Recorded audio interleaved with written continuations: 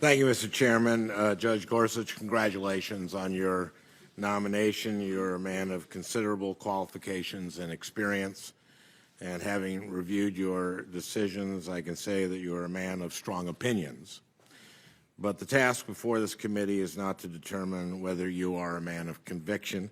Rather, it is incumbent upon us to determine whether the views that you espouse and whether your interpretation of the Constitution take proper measure of the challenges the American people face every day. We must determine whether your understanding of our founding document is one that make real its promise of justice and equality to all Americans, black and white, immigrant, Native American, gay, straight, and transgender. We must determine whether your interpretation of our laws and the Constitution will unfairly favor corporate interests over working families or limit the ability of Minnesotans to get their day in court.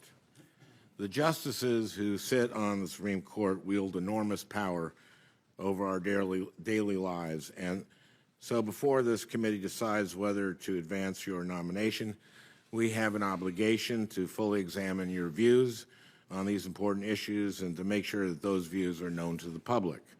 That's really the whole purpose of these hearings, to allow the people of Minnesota, the American people, to meet you, to decide for themselves whether you are qualified to serve.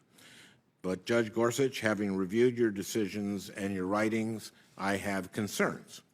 In the days ahead, I will use this hearing as an opportunity to better understand your views and perhaps to alleviate those concerns. But in order for the hearing to serve its purpose, in order for the public to determine whether you should be confirmed, you must answer the questions this committee poses fully, candidly, and without equivocation. So I hope that's how you will approach our exchanges. Now, with that in mind, I think it's important to acknowledge just exactly how it is that you came before us today, and we talked about this, namely the committee's failure to fulfill one of its core functions immediately following the death of Justice Scalia and before President Obama even named a nominee. My Republican colleagues announced that they would not move forward with filling the vacancy until after the presidential election. The majority leader said, and I quote, "The American people should have a voice in the selection of their next Supreme Court." The only problem with the majority leader's reasoning is that the American people did have a voice in this decision twice. Nonetheless, when President Obama nominated Chief Judge Merrick Garland, the Republican members of the committee responded by refusing to hold a hearing, a truly historic dereliction of duty of this body and a tactic as cynical as it was irresponsible. As a result of my Republican colleagues' unprecedented obstructionism, Justice Scalia's seat on the court remained vacant until President Trump was able to name a replacement. Now, during the campaign, then candidate Trump made no secret about what kind of nominee he would select. In fact, he openly discussed his litmus test. He said that he would, quote, appoint judges very much in the mold of Justice Scalia. During the final presidential debate, then candidate Trump said, quote, the justices I'm going to appoint will be pro-life. They will have a conservative bent. Now, Justice Scalia was a man of great conviction and, it should be said, a man of great humor. But Justice Scalia embraced a rigid view of our Constitution, a view blind to the equal dignity of LGBT people and hostile to women's reproductive rights, and a view that often refused to acknowledge the lingering animus in laws and policies that perpetuate the racial divide.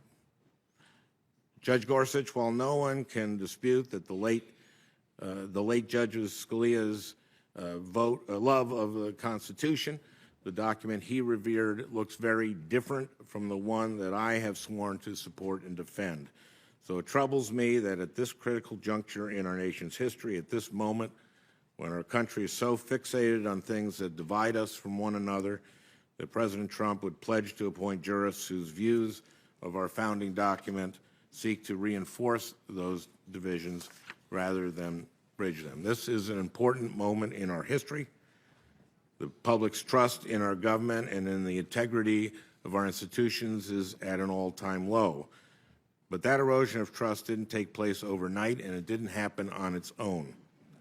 The American people's loss of confidence in our public institutions was quickened by the court. A study published in the Minnesota Law Review found that the Roberts Court is more likely to side with business interests than any Supreme Court since World War II.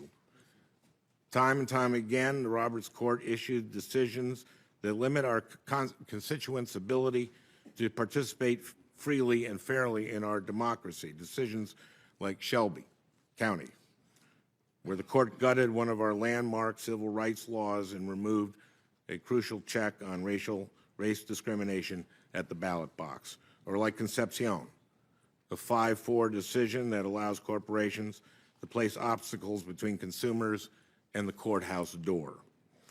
Perhaps most egregious of all was Citizens United, which paved the way for individuals and outside groups to spend unlimited sums of money in our elections. It's no surprise that during the 2016 elections, voters from across the ideological spectrum, Democrats and Republicans alike, described our system as rigged. That's because it is. And the Roberts Court bears a great deal of responsibility for that. Now, in each one of those 5-4 decisions, Justice Scalia was among the majority. So as this committee sets about the task of evaluating his potential successor, I want to better understand the extent to which you share Justice Scalia's judicial philosophy, and I will be paying close attention to the ways in which your views set you apart. One of the ways in which your views are distinct from Justice Scalia's is in the area of administrative law. Just this past August, you wrote an opinion in which you suggested that it may be time to reevaluate what's known as the Chevron doctrine. Now, in broad strokes, the Chevron doctrine provides that courts should be reluctant to overrule agency experts when they are carrying out their missions, like when the FDA sets safety standards for prescription drugs. This principle, outlined by the Supreme Court, recognized that our agencies employ individuals with great expertise in the laws that they are charged with enforcing, like biologists at the FDA, and that where those experts have issued rules in highly technical areas, judges should defer to their expertise. Now, administrative law can be an obscure and sometimes complicated area of the law, but for anyone who cares about clean air, or clean water, or about the safety of our food and of our medicines, it's incredibly important. And Chevron simply ensures that judges don't discard an agency's expertise without good reason. Justice Scalia recognized this to be true. But to those who subscribe to President Trump's extreme view, Chevron is the only thing standing between them and what the President's chief strategist, Steve Bannon, called the quote-unquote deconstruction of the administrative state, which is shorthand for gutting any environmental or consumer protection measure that gets in the way of corporate profit margins. Speaking before a gathering of conservative activists last month, Mr. Bannon explained that the President's appointees were selected to bring about that deconstruction, and I suspect that your nomination, given your views on Chevron, is a key part of that strategy. So this hearing is important. Over the next few days, you'll have an opportunity to explain your judicial philosophy, and I look forward to learning more about how you would approach the great challenges facing our country. But if past is truly prologue, then I fear that confirming you would guarantee more of the same from the Roberts Court. Decisions that continue to favor powerful corporate interests over the rights of average Americans.